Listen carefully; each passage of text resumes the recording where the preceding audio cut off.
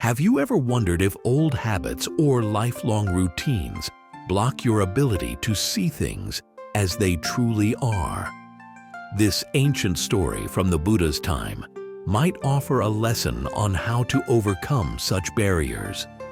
By the end, you might discover that understanding a person's deeper nature can open the way to wisdom. In the city of Savatthi, there once lived a monk who had spent many past lives as a goldsmith. After countless reincarnations handling pure gold, he developed a strong attachment to the idea of beauty and perfection. During his final birth, he joined the Buddha's community, seeking complete liberation. A senior monk noticed this new monk's diligence and decided to assign him a meditation practice. However, he did not know the new monk's long history with gold and radiance. Wishing to remove any pride in outer appearance, the senior monk prescribed meditation on impurity. He believed that reflecting on the impermanent nature of the body would help the new monk let go of clinging. Yet, after 4 months, the former goldsmith found no progress. His mind, shaped by lifetimes of seeing glittering metals, could not fully grasp the concept of impurity. He tried daily to see decay and impermanence in everything around him, but old images of shining gold returned to him again and again. Realizing his struggle, the senior monk suspected that only the Buddha himself could guide this particular student to insight. With concern and respect, he took the former goldsmith to see the Buddha at daybreak, explaining that every method attempted so far had yielded no result. The Buddha heard the senior monk's account. He understood that the new monk's past experiences made the standard meditation unhelpful. The Buddha then asked the senior monk to leave the goldsmith in his care until evening. Alone with this student, the Buddha gently led him toward a different approach. All that day, the Buddha kept the goldsmith close, ensuring he received good food and a calm atmosphere. Rather than emphasizing the harsh side of impermanence, the Buddha chose a subtle method linked to the monk's background. By evening, they strolled in the monastery grounds. At one point, the Buddha formed the vision of a tranquil pond filled with beautiful lotus flowers.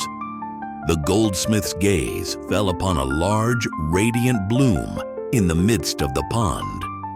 He sat down and focused on its graceful shape, recalling the same wonder he once felt while polishing pure gold. Suddenly, the lotus began to lose its freshness. The petals faded, curling inwards until they dropped off one by one. Next, the flower's stamens loosened and fell, leaving only a bare seed pod behind. In a matter of moments, the pristine bloom had become a pale remnant of its former elegance. Watching this sudden change, the goldsmith felt a powerful insight.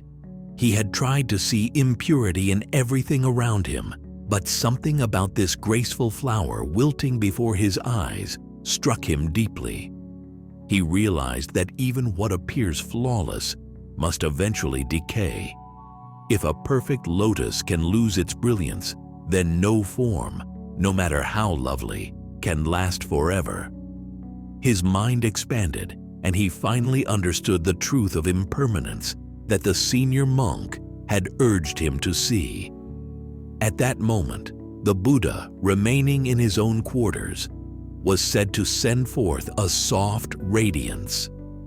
In that radiance, the goldsmith seemed to perceive the Buddha's teaching that all clinging to purity or pride must be uprooted. He then remembered a certain stanza the Buddha then offered in indirect words: "Pluck out self-love, as with the hand one plucks the autumn water lily. Set the heart on naught but this, the perfect path of peace, and that extinction which the Buddha taught." Hearing that verse in his heart, the goldsmith's mind broke free of ignorance. He saw the endless cycle of birth and decay for what it was. His old attachments no longer held him back. In calm joy, he spent the night contemplating this new awareness. By dawn, the goldsmith approached the Buddha and bowed in gratitude. His transformation was clear in his serene expression. The senior monk, returning to meet him, noticed the difference as well. In just one day, what had eluded him for months came to fruition through the Buddha's method. The Buddha explained that he had known the goldsmith's temperament not only in this life, but in earlier times as well. He recounted an old story, something from a past life, where the goldsmith was once a royal charger, a prized horse, in the city of Benares. In that ancient tale, the Bodhisattva was serving as the king's advisor, guiding him in both worldly affairs and spiritual matters. One day, a groom washed a lesser horse at the special bathing place set aside for the king's favorite charger. When the prized horse discovered that this spot had been shared with an ordinary horse, it felt insulted and refused to enter the water. The king, puzzled by this behavior, asked the Bodhisattva to find out what was wrong with the charger. The wise advisor examined the horse and suspected that pride and habit caused the horse's stubbornness. He realized that no amount of force would convince the animal to bathe there again. The Bodhisattva advised the groom to change the location instead. He suggested they bring the horse to a fresh spot, away from the reminder that another animal had bathed there first.